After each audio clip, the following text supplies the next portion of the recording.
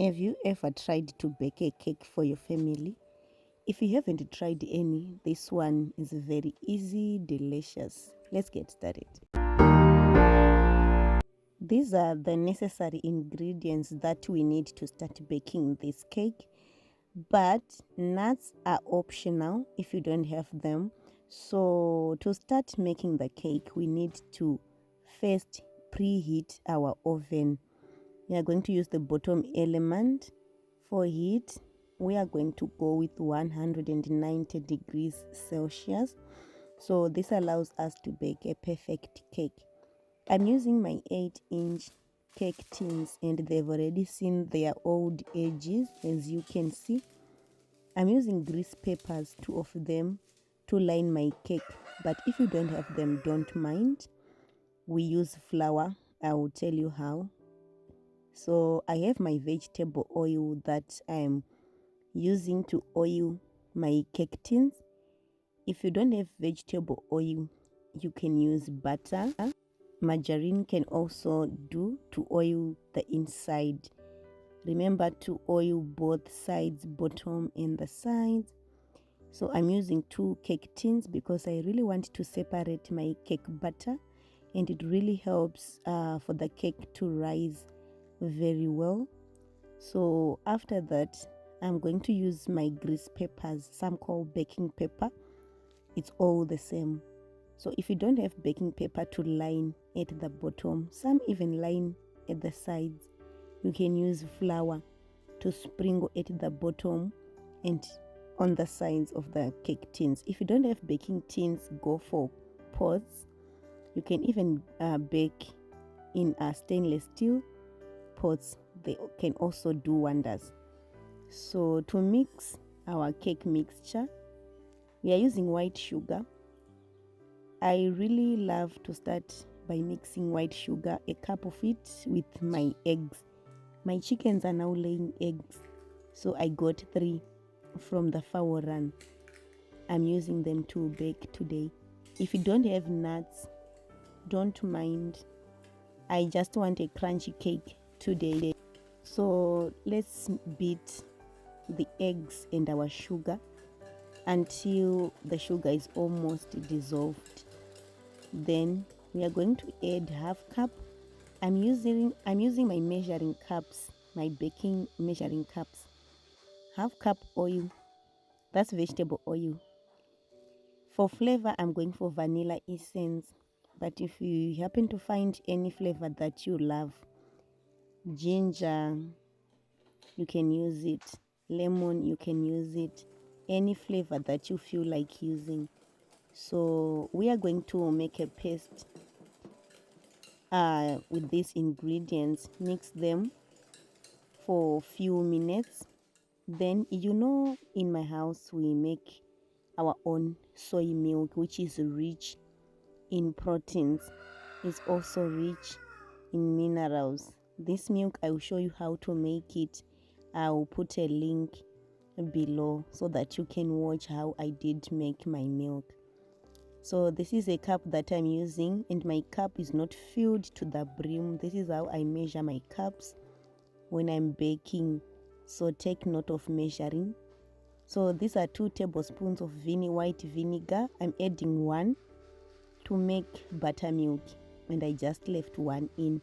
So if you have buttermilk, look, if you mix milk and lemon or vinegar, remember vinegar can work as well as lemon.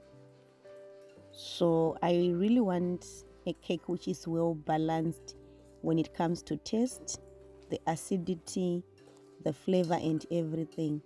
So after mixing, I'm gonna add the remaining tablespoon of vinegar. I told you if you don't have vinegar, use lemon. So I have the red color. As for the color, you can go for any color you want, but I really want red. That's why this cake is a red velvet. But if you don't have food color, you can use beetroot color, beetroot juice. That's another color we can go for. So we are going to mix all the wet ingredients and set aside all these ingredients for the next process of dry ingredients. So we have 2 cups and a quarter of all-purpose flour. This is 1 tablespoon of dark cocoa powder. This one is very important on this recipe. 1 teaspoon of baking powder.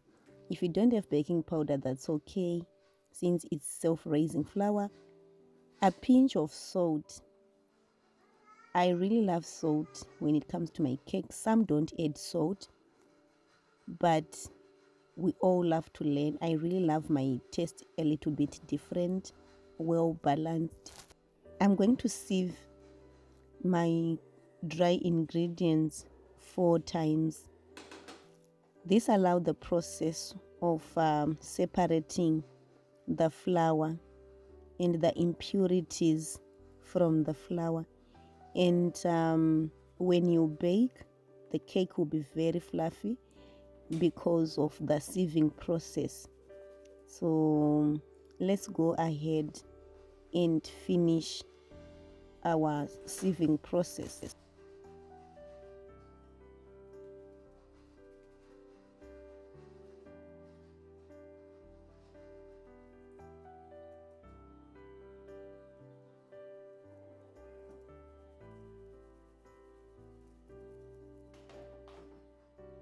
After sieving 4 times, I'm going to sieve in again. I don't pour all the flour direct into the wet mixture.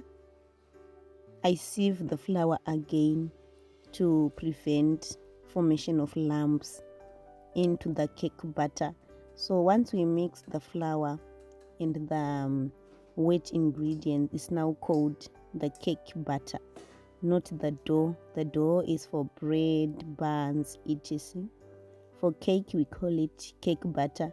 So mind you, I also teach online and physical lessons, WhatsApp, how to bake cakes for beginners as a side hustle and start earning. So distance is not a problem. So on this stage, we go wrong mostly by over mixing for minutes and minutes, using all the strength, the body muscles. That's very wrong.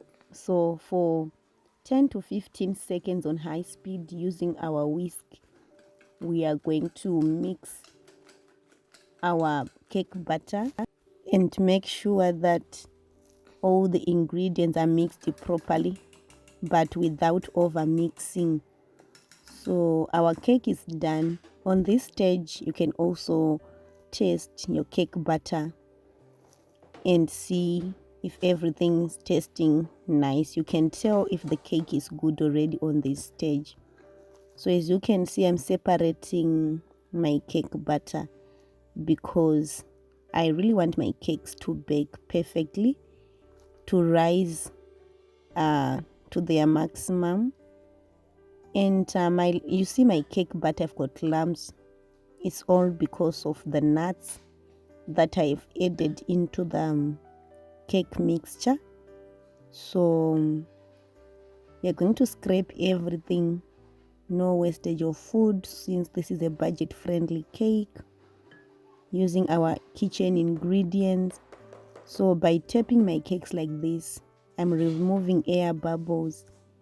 Our oven is already preheated, so our cake is going to be in the oven for 25 to 35 minutes. So it depends with the oven. Mine is done. And to remember not to open the oven even once when the cakes are baking. You can check from the screen whether they are done, and you can even smell the aroma of the cake. So I'm using my toothpick, a clean one, to check my cakes.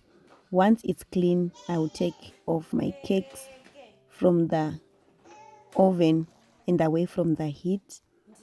So I'm going to set my cakes for 3 minutes to allow my cake tins to cool before I take them out from these cake tins.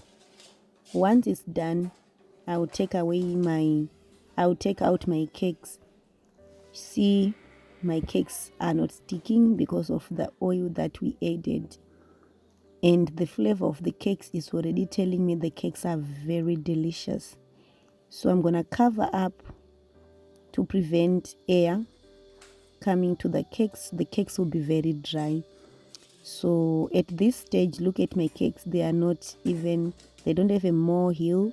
They are not cracked because we have measured all the ingredients. And let's see if our cakes are airy, they are fluffy. So I'm gonna press a little bit. They are not hard, very soft. So we are done. Let's wait. Okay guys, so it's after 4 to 5 hours. My cakes now are completely cool. They're no longer warm, they are cool. And I have with me for icing I have fino whip with me. I have soy milk, which I have made in the house to make the cake. So the fino whip is just in powder form.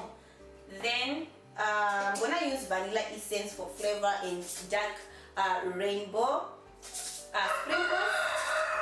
These are just the sprinkles. So what I'm gonna do in my mixer, I'm going to add a cup of fino whip, which is in powder form. Then I'm going to measure 3/4 cup of milk. Then I'm gonna add into my fino. I'm gonna add a teaspoon of vanilla essence.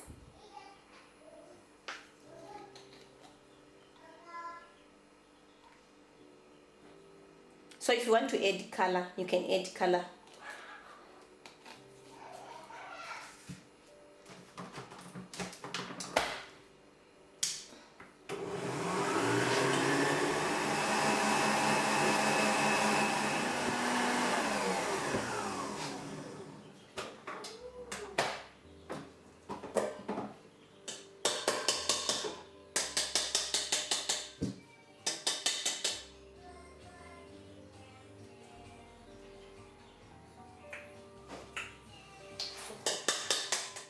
This is how my fino comes out like. So I'm gonna start by this first layer, and my kids were already enjoying the cake before icing, so I have to quickly ice the cake so that they can enjoy a fully dressed cake. So this is what I love, separating my cakes. It really comes out beautifully and delicious. So I'm gonna finish up by icing the whole cake. So if this is taking your time to ice, it takes time to learn how to ice a proper cake. I'm still even learning. So I chose to decorate my cake using a certain color. I just mix my fino with a certain color, and I'm just doing a random decorating, which I loved. Then I'm using my sprinkles to finish the bottom, and then we are done. So I'm gonna put it aside for a few minutes, and then it's time to cut the cake after 10 to 15 minutes of the cake chilling.